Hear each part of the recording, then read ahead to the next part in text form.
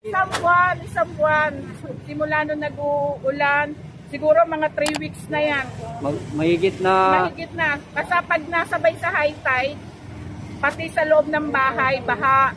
Kaya ang talagang hiniling lang namin, talagang mapuntahan nyo.